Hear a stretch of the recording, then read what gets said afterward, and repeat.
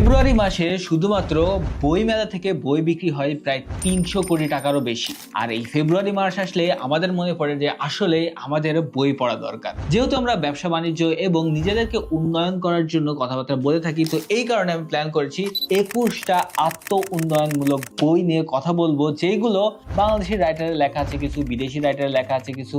তবে এইগুলো থেকে যেন আমরা কিছু না কিছু শিখে আমার জীবনে উন্নতি করতে পারি এবং আপনাদেরকেও অনেক বেশি হেল্প করতে পারি। আমাদের সব থেকে বড় একটা সমস্যা হলো আমরা একটা কাজে কখনো ফোকাস থাকি না, অনেকগুলো কাজ একসাথে করি, যার ফলে কাজের মান কিন্তু অনেক নষ্ট হয়। তাই আমি কিভাবে ফোকাস করব, তার জন্য আছে পাওয়ারফুল ফোকাস বই। আবার ধরেন আমি নিজে উদ্যোক্তা, আমি একটা ব্যবসা করি, ব্যবসাকে কিভাবে উন্নয়ন করতে হয় সেটার জন্য আছে 0 to 1 বই।